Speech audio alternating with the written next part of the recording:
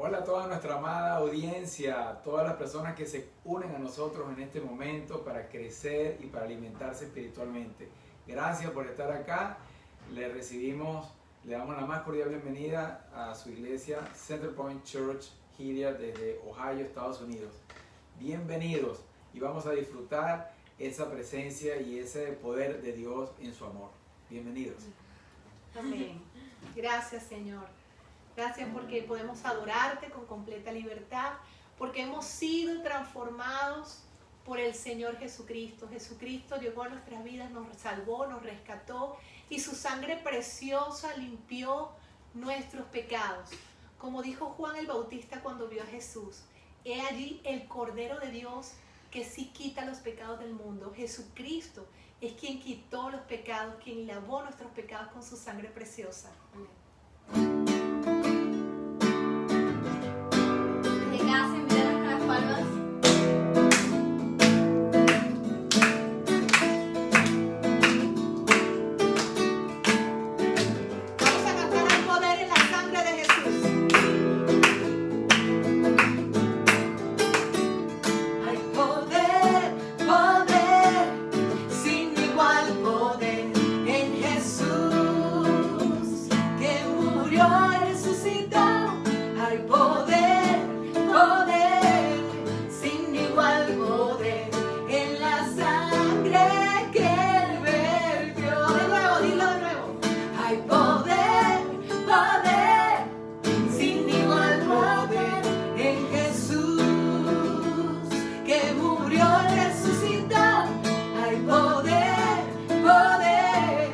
Sin igual poder en la sangre que él vertió.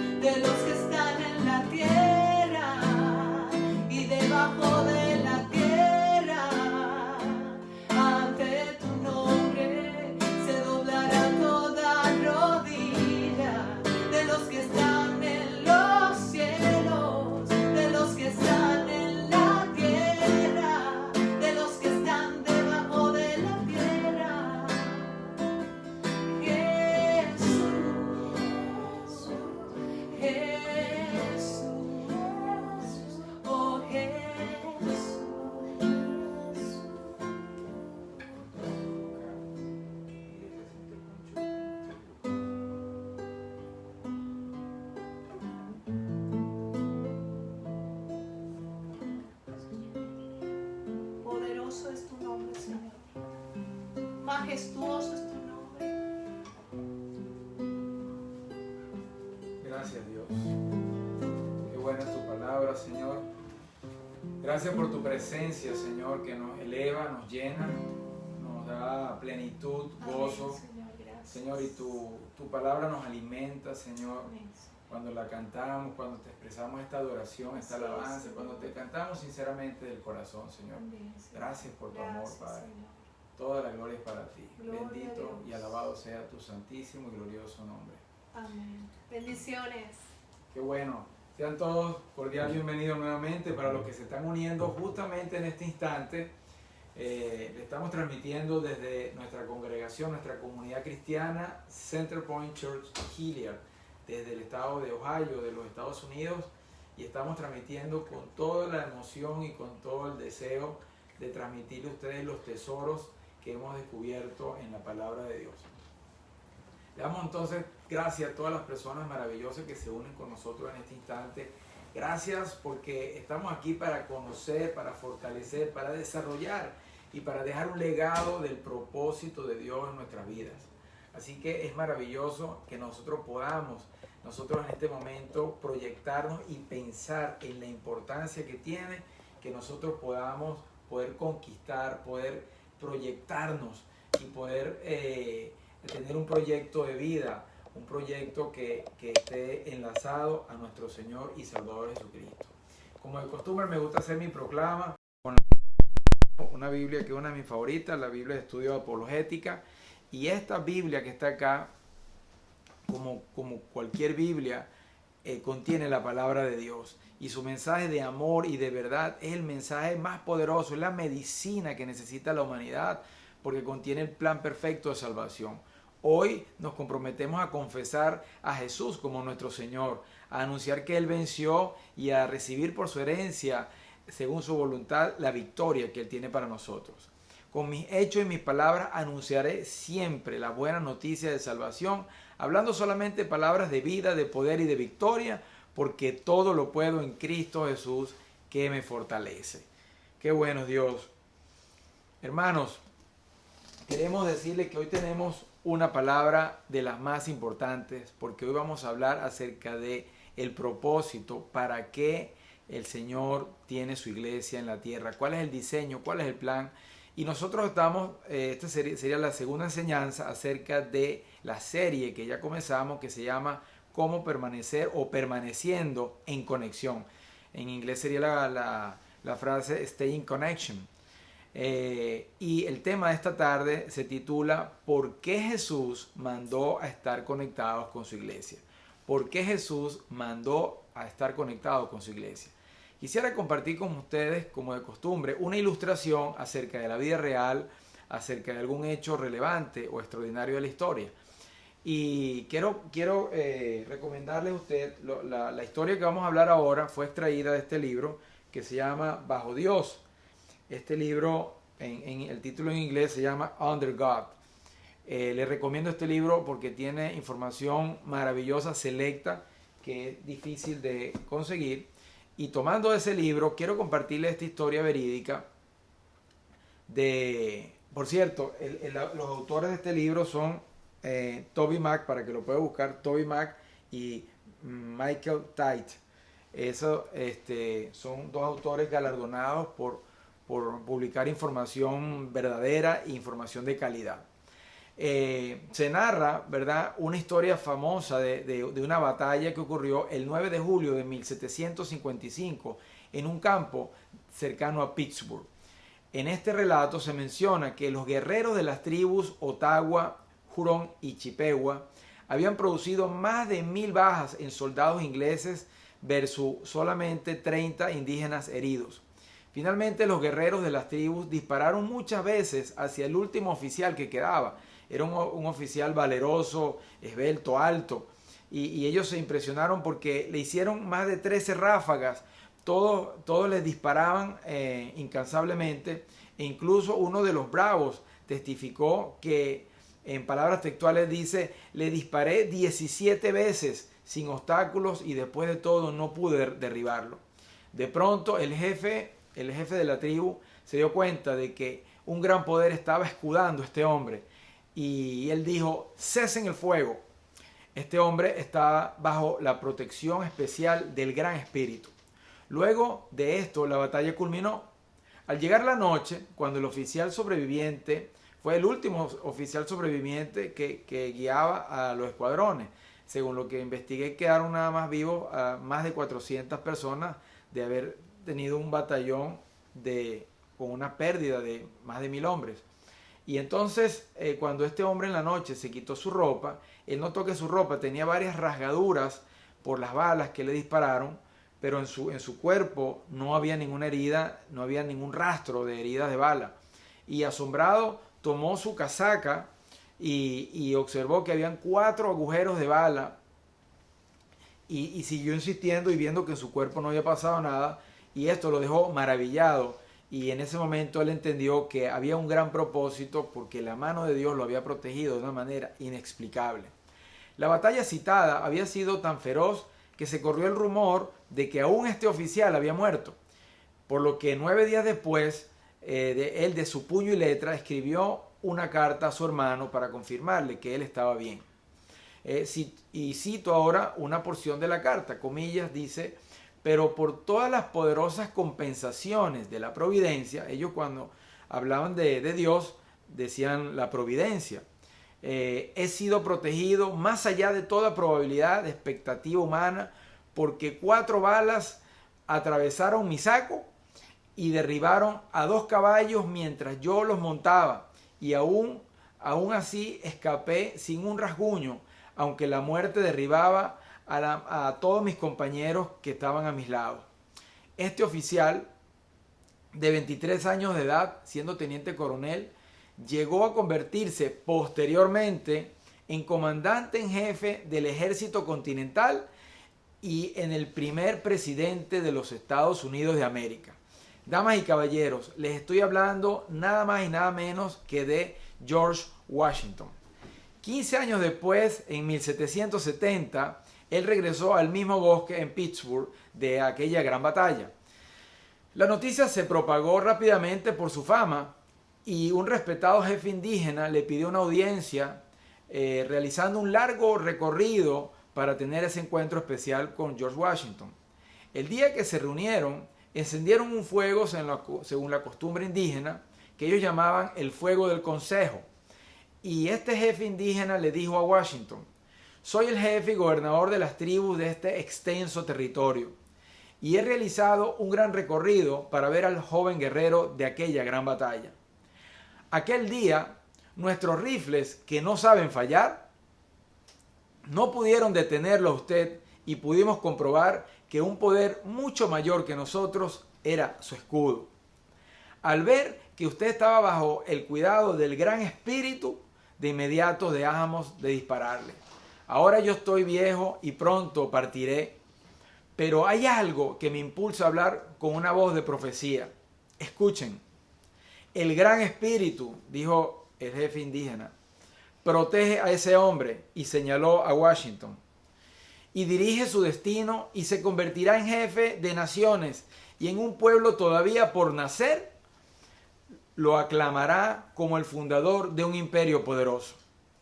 He venido a rendir un homenaje al hombre que es el favorito particular del cielo y quien nunca podrá morir en batalla.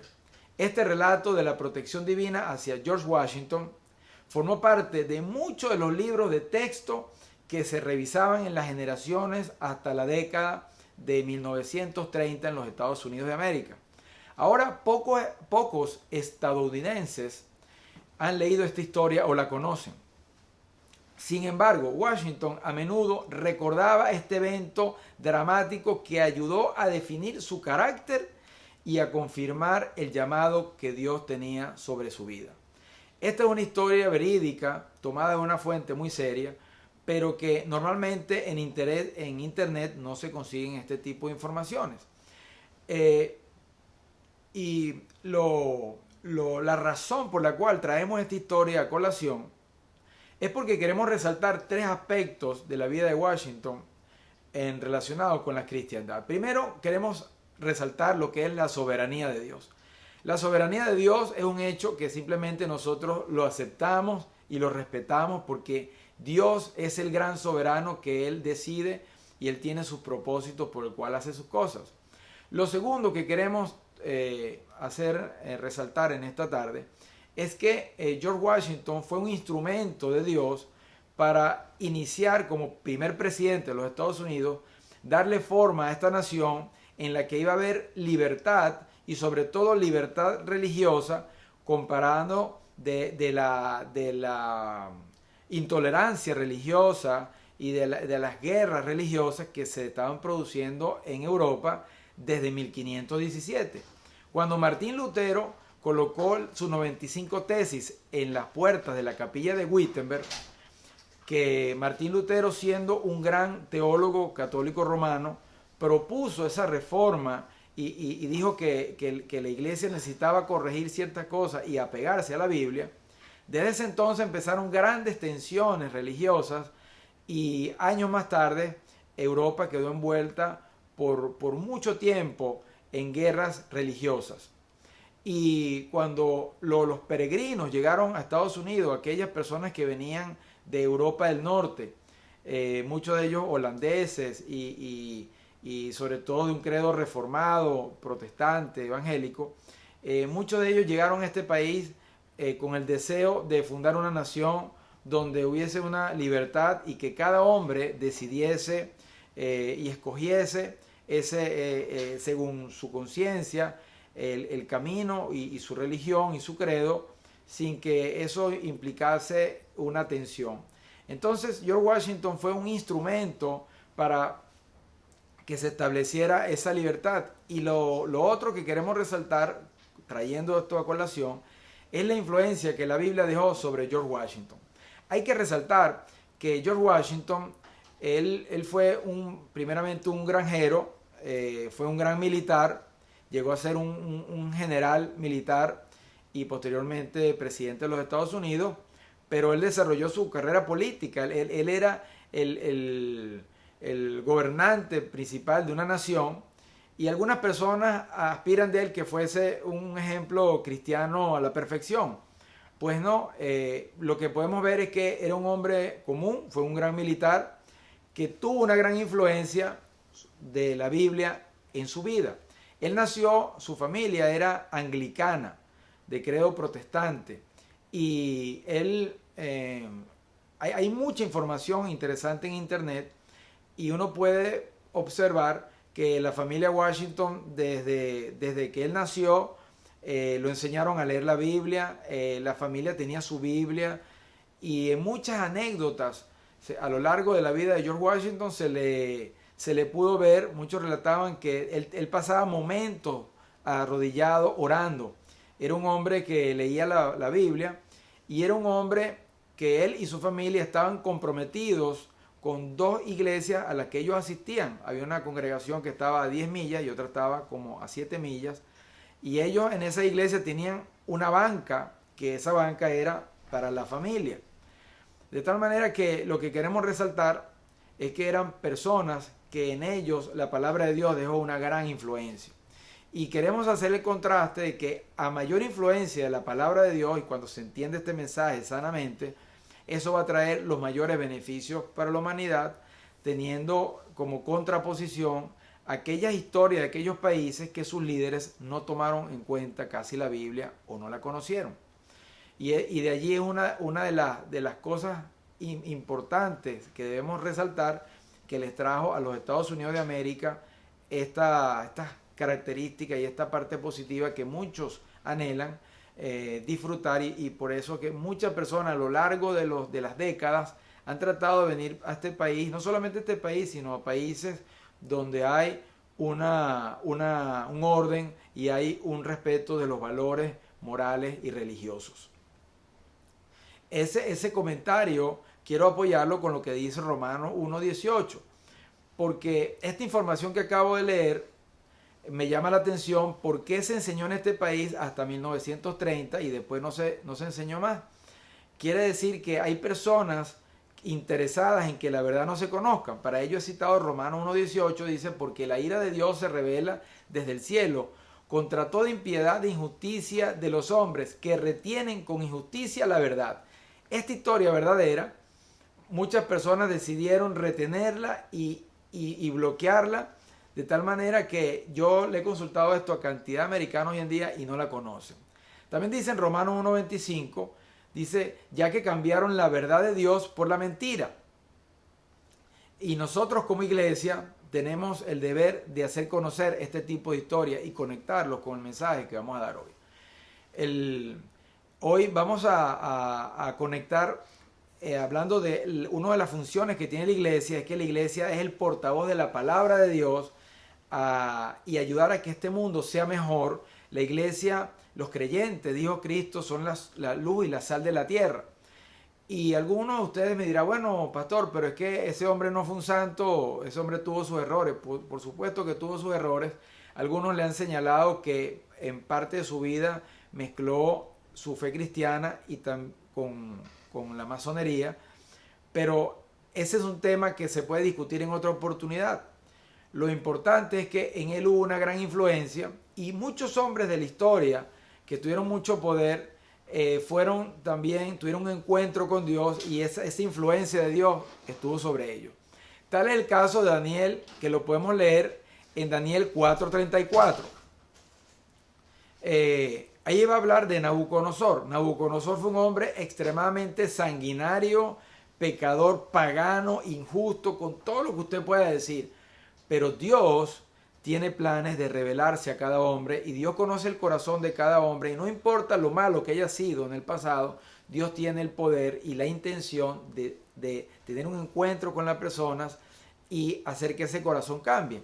Y me parece pertinente citar lo que dice Daniel 4:34, que dice, mas al fin del tiempo yo, Nabucodonosor, alcé mis ojos al cielo y mi razón me fue devuelta. Y bendije al Altísimo y alabé y glorifiqué al que vive para siempre, cuyo dominio es sempiterno, es decir, siempre eterno, y su reino por todas las edades. En Daniel 4:37 dice, ahora yo, Nabucodonosor, alabo, engrandezco y glorifico al Rey del cielo, porque todas sus obras son verdaderas y sus caminos justos, y él puede humillar a los que andan con soberbia. Y quiero conectar la historia de Nabucodonosor con George Washington, porque indistintamente del pasado que hayan tenido y de los errores que hayan cometido, cuando las personas tienen un encuentro con el Señor y conocen su palabra, definitivamente hay un cambio positivo en su vida. Ahora, hoy estamos acá para hablar por qué Cristo mandó a que nosotros debíamos estar conectados con su iglesia. Empecemos por definir qué es la iglesia. La iglesia, esa palabra viene del griego, la palabra eclesia, que significa la asamblea de los convocados o la asamblea de los llamados. En el Antiguo Testamento siempre existió la asamblea de Dios, siempre el pueblo de Dios se reunía como asamblea. Pero la iglesia de Jesucristo tiene la particularidad que son los creyentes en Cristo que han creído en Jesús, han aceptado a Jesús en sus corazones, lo han recibido y lo han aceptado como el Salvador y como el Señor, como el Rey, como el amo y Dios de sus vidas. Cuando estas personas que se van a convertir en iglesia lo aceptan, nacen de nuevo, y esa asamblea de todos esos hombres y mujeres que han nacido de nuevo es lo que se llama la iglesia. La iglesia es la asamblea de los creyentes. Normalmente le decimos también iglesia al templo físico, pero originalmente la estructura física no es la iglesia. Y es importante entonces destacar que más bien nosotros los creyentes somos los que nos congregamos y nos reunimos en el templo físico o en cualquier lugar que estemos disponiendo para reunirnos. Por ejemplo, ahora en este momento, en este sitio virtual, en internet, por Facebook, nosotros estamos en este momento reunidos como iglesia, usando esta tecnología. Así que siéntase en este momento, si usted ha creído en Cristo, usted cree sinceramente que Él es su Señor y su Dios Salvador, usted es parte del cuerpo de Cristo o su iglesia. Dice en Efesios 1:22, para que usted tenga más claridad y amplitud y confirmación de la importancia de lo que es la iglesia. Dice en Efesios 1:22, dice, y hablando del Padre, y Dios sometió todas las cosas bajo sus pies, o sea, bajo los pies de Cristo, y lo dio por cabeza sobre todas las cosas a la iglesia. Es decir, Cristo fue colocado, o sea, Jesús, o sea, Dios hecho hombre, el Mesías fue colocado como cabeza sobre todas las cosas y sobre la iglesia. Y dice, hablando de la iglesia, en Efesios 1:23 dice, la cual, hablando de la iglesia, es su cuerpo, la plenitud de aquel que todo lo llena en todo. La iglesia de Cristo es la plenitud de Cristo porque el Señor ha diseñado que con su cuerpo Él quiere alcanzar a la humanidad. Es decir, la iglesia, nosotros somos las manos de Jesús, los pies de Jesús, somos la boca de Jesús. Nosotros somos la extensión de Dios para alcanzar, para tocar, para abrazar, para bendecir, para amar, para enseñar a perdonar, para enseñar a vivir, a tener sabiduría, a tener una vida abundante. La iglesia está llamada a ser ese gran organismo vivo que tiene la presencia de su Espíritu Santo. La iglesia no es solamente una casa de paz o de reposo para los santos. Muchas personas dicen, yo quiero ir a la iglesia es para tener un momento de paz y para tener un momento de regocijo y para llenarme. Es cierto, la iglesia, eso es parte de la función de la iglesia. Pero la iglesia es más que eso. La iglesia es un hospital del alma donde venimos todos con alguna disfunción, con alguna enfermedad grande o pequeña. Todos venimos con nuestras almas a ese hospital del alma para ser sanados, para ser transformados. Además, la iglesia es una estación de rescate y de servicio para transformar a los pecadores. Es decir, se puede decir que la iglesia es la asamblea de los pecadores redimidos y de los pecadores que están en proceso de transformación. Es importante aclarar esto porque muchas personas asisten y se unen a las iglesias con la expectativa de conseguir allí a personas perfectas y sufren una gran decepción, una gran frustración, una gran decepción porque ven que en la iglesia no están las personas perfectas, en la iglesia están personas en un proceso de cambio, de transformación. Así que este tema se está poniendo interesante porque vamos a estudiar ahora 7 propósitos por lo cual Cristo manda a que nos unamos a su iglesia.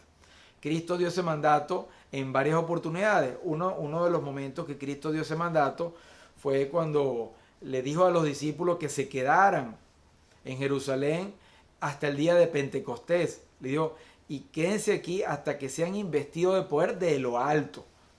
Eso es un mandato que el Señor le dijo, que se mantuviesen orando, que se mantuviesen en comunión, unánimes, juntos, en un mismo sentir, en una misma mente, en un mismo corazón, perseverando en ese compañerismo, en esa comunión, lo que hablábamos en la prédica pasada, que era lo que en inglés se llama fellowship, que en esa familiaridad real la iglesia crece y se desarrolla.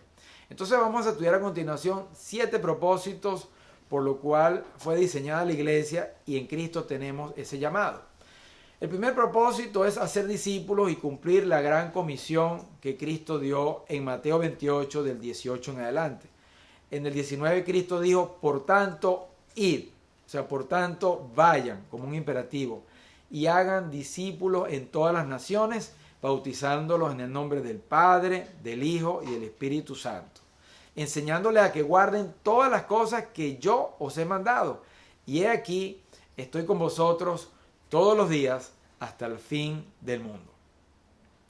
La iglesia tiene el gran mandato, la gran misión, que es hacer discípulos, es decir, anunciar el mensaje de Cristo con palabras y con hechos, con una vida coherente, congruente, con una vida humilde, con una vida respetuosa, pero sobre todo con ese poder y ese amor genuino de Cristo.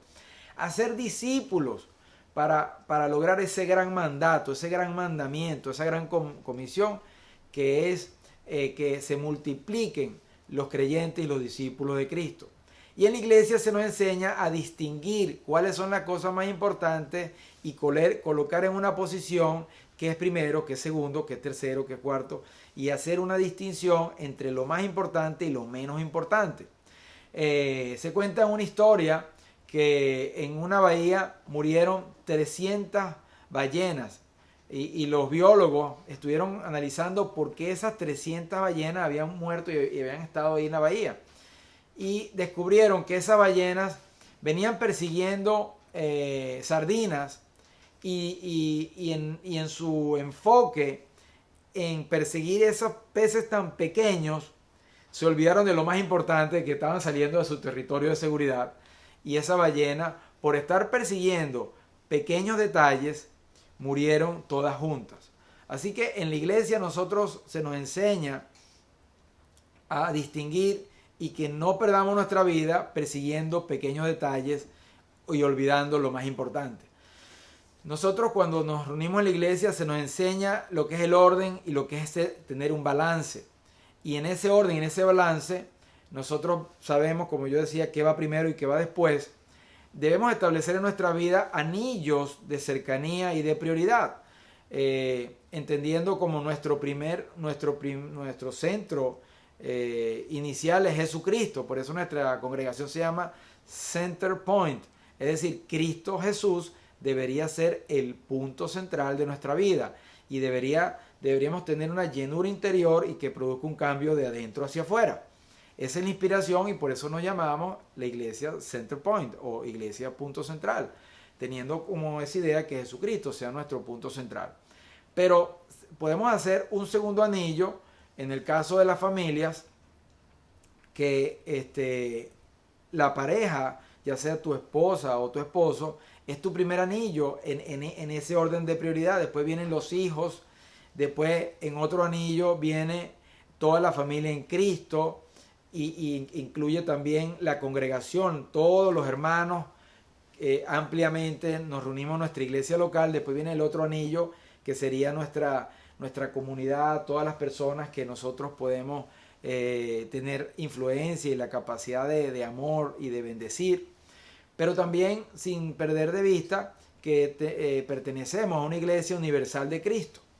Entonces, en esos anillos de importancia, nosotros debemos entender que con familias sanas es que nosotros vamos a tener iglesias sanas. Es muy importante entender ese cuidado y ese balance entre nuestra familia, nuestro primer anillo, que es nuestra pareja, y nuestros hijos. Esa es nuestra primera iglesia.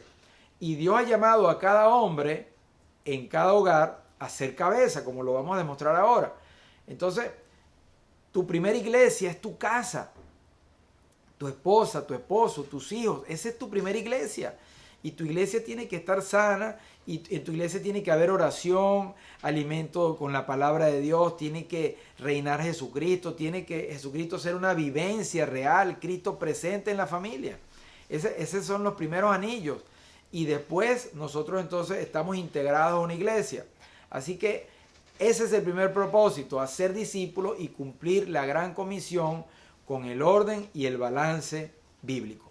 El segundo propósito es ministrar en el poder del Espíritu Santo para fortalecer a los discípulos.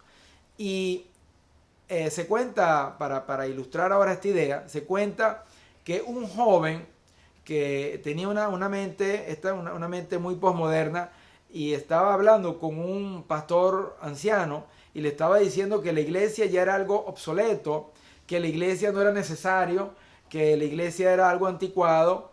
Y después que este pastor anciano escuchó mucho a este joven diciendo pues que la iglesia hoy en día era algo inservible, que no aportaba nada, el anciano lo llevó a la chimenea y colocó todas las maderas juntas, y mientras más juntaba las maderas más ardían y había más fuego.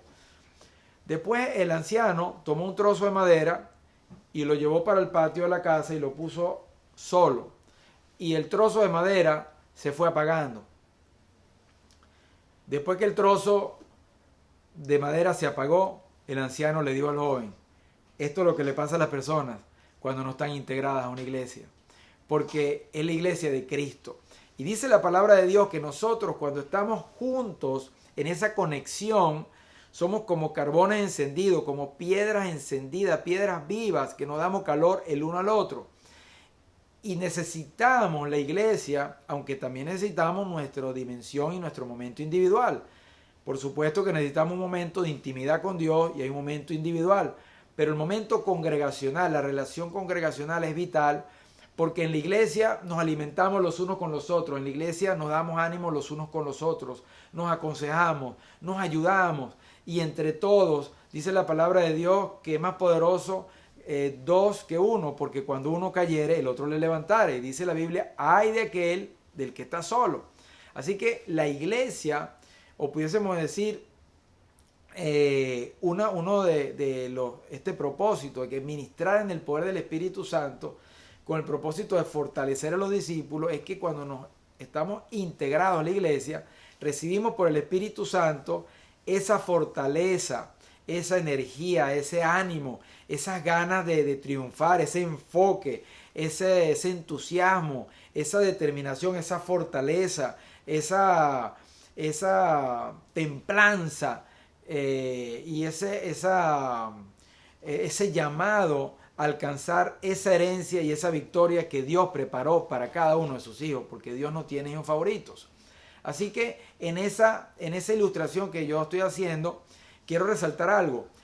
Cuando alguien no tiene pastor, no tiene un horizontal con quien compartir, ni tiene un discípulo, no se ejercita espiritualmente adecuadamente, y cuando la persona no está integrada a la iglesia, no está alimentada, no tiene esa guianza de su pastor, no tiene esa función que hace un pastor, que el pastor hace las veces de coach, hace las veces de mentor, hace las veces como de un padre.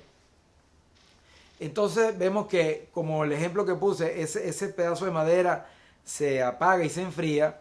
Finalmente las personas se quedan solamente con una conciencia, que saben qué es bueno y qué es malo, pero no tienen fuerza para vencer al pecado, no tienen fuerza para vencer los grandes retos de la vida. Pasemos ahora al tercer propósito.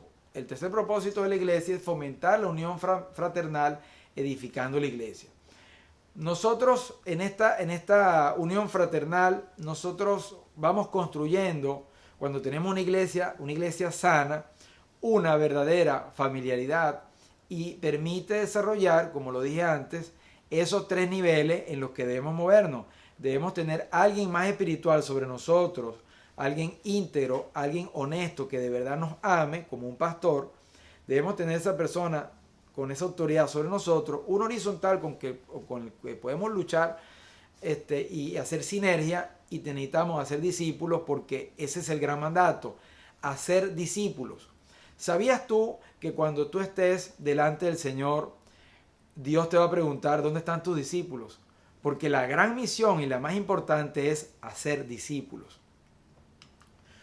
¿Te has preguntado tú cómo va a ser escrita, si tú sigues viviendo como vives, cómo va a ser escrita tu biografía?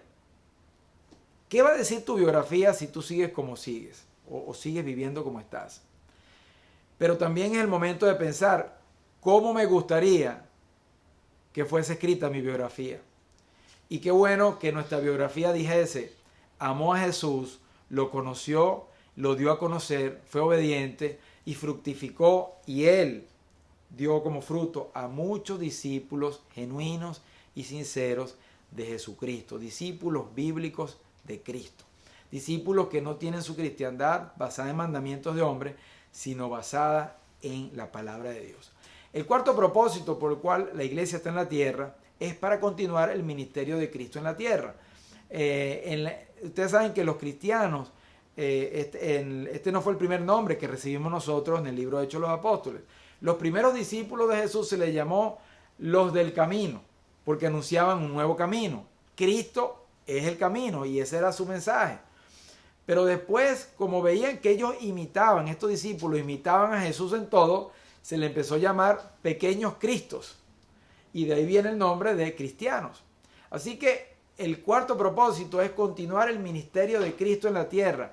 Que cada discípulo de Cristo y cada cristiano sea un pequeño Cristo, para continuar el ministerio de Cristo sobre la tierra. El quinto propósito es promover la justicia en el mundo, porque la iglesia tiene la palabra de sabiduría, la iglesia tiene la palabra de consuelo, de ánimo, de edificación, de sanidad, de buscar la santidad, la rectitud, La iglesia debe denunciar el pecado, la iglesia tiene que denunciar la injusticia, la iglesia tiene que ser valiente.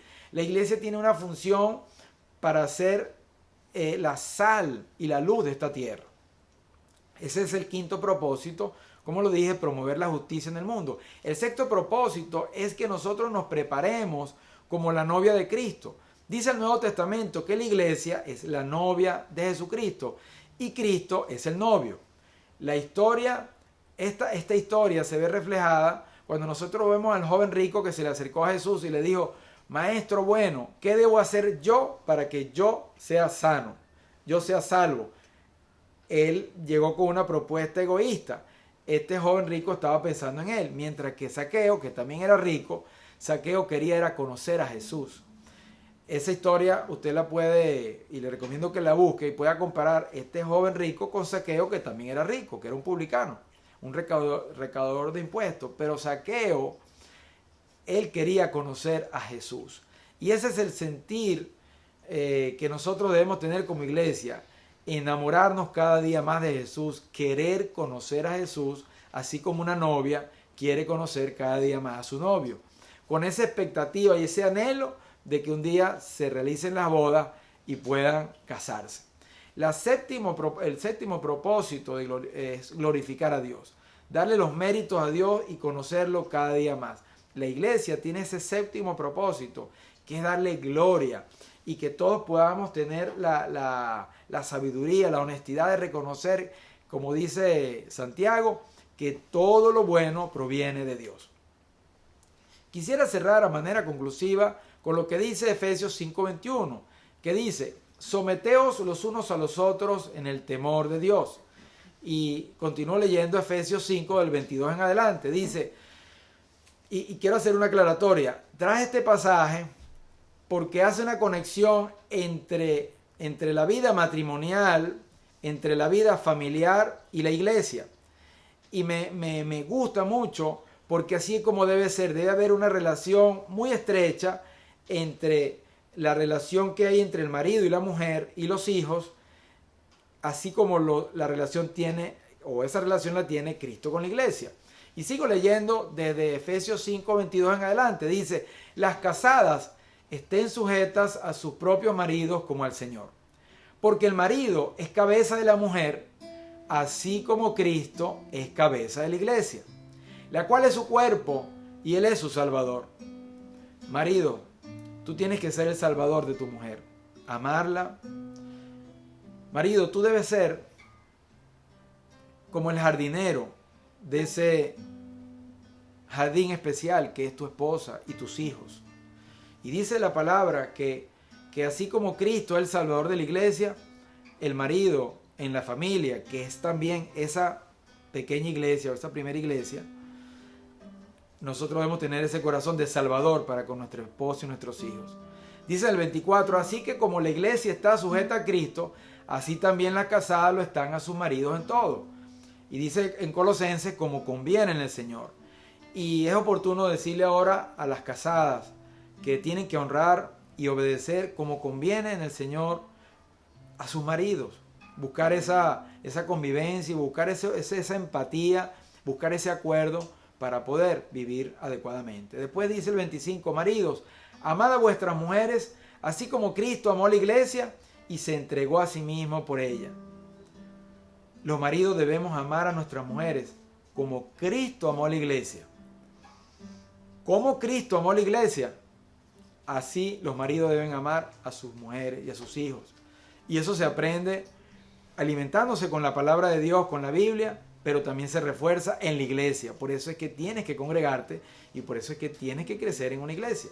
Dice el 26, para santificarla, habiéndola purificado en el lavamiento del agua por la palabra.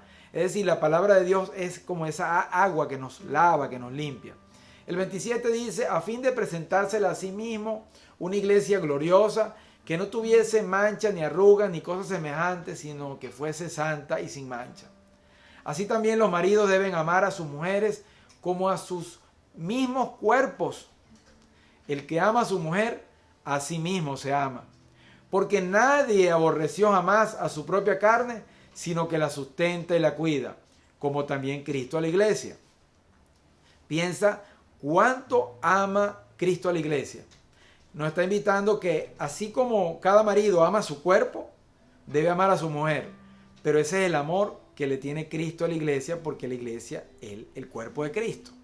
Así que siempre debes pensar que Jesús te ama, el Dios poderoso te ama, te ha dado a ustedes y a mí, a nosotros, el Espíritu Santo, que es Dios con nosotros. El Espíritu Santo es el sustituto de Cristo, tomó el lugar de Cristo. El Espíritu Santo es el vicario de Cristo. Y a través del Espíritu Santo nos muestra ese amor de Dios para con nosotros. Dice el 30, porque somos miembros de su cuerpo, de su carne y de sus huesos. Nosotros, los creyentes sinceros, somos miembros del cuerpo de Cristo, de su carne y de sus huesos. Por esto dejará el hombre a su padre y a su madre y se unirá a su mujer y los dos serán una sola carne. Grande es este misterio, mas yo digo esto respecto de Cristo y de la iglesia. Aquí está hablando el apóstol Pablo. Por lo demás, cada uno de vosotros ame también a su mujer como a sí mismo y la mujer respete a su marido. Yo amo este momento porque este es un momento donde nos identificamos con el diseño original para lo cual fue hecho la familia, que es la primera iglesia, y fue hecha también la iglesia como tal, la iglesia a la que pertenecemos, la iglesia universal de Cristo y la iglesia local a la que nosotros estamos integrados. Piensa en este momento, es un momento maravilloso, cierra tus ojos en este momento y te invito a que si no has aceptado a Cristo como tu Señor y Dios Salvador, cierra tus ojos en este momento y dile: Señor Jesús, te acepto como mi Salvador Jesucristo y te reconozco como mi Señor, como mi Rey, como mi amo y como mi Dios, mi Creador, mi Redentor, a quien yo le pertenezco. Nosotros le pertenecemos, Jesús nos compró con su sangre. Si has hecho esta oración, puedes tener la certeza de que estás experimentando el nuevo nacimiento y Dios va a tomar tu mano y te va a guiar. Dile: Señor, no permitas que me desvíe ni a derecha ni a izquierda y ayúdame a alcanzar el propósito para el cual fui diseñado. Espero que este mensaje te haya fortalecido. Medita en esto. Estamos a la orden para servirte. Nosotros tenemos toda nuestra información en nuestras redes sociales, en nuestro Instagram y nuestro Facebook, que es Centerpoint Church Hilliard con H, y puedes ubicarnos también en nuestro canal de YouTube, que es Pastor J.R. Zárate, y puedes escribirnos y enviarnos solicitudes de oración. Nosotros tenemos un equipo en la iglesia dispuesto para orar por ti. Estamos dispuestos a servirte en todas las áreas, integralmente, material y espiritualmente, porque para eso estamos, para mostrar el amor de Dios y para compartir ese poder y ese amor glorioso de Jesucristo. Gracias por estar con nosotros. Le pido, Señor, que la unción de Dios esté sobre ti y que el poder del Padre, del Hijo y del Espíritu Santo, su mano esté sobre ti, bendiciéndote, llenándote con ese gozo y esa presencia de Dios para que tengas la victoria que Dios quiere que tengas en esta vida. Te amamos. Que Dios te bendiga. Te habló para servirte Juan Ramón Zárate. Bendiciones.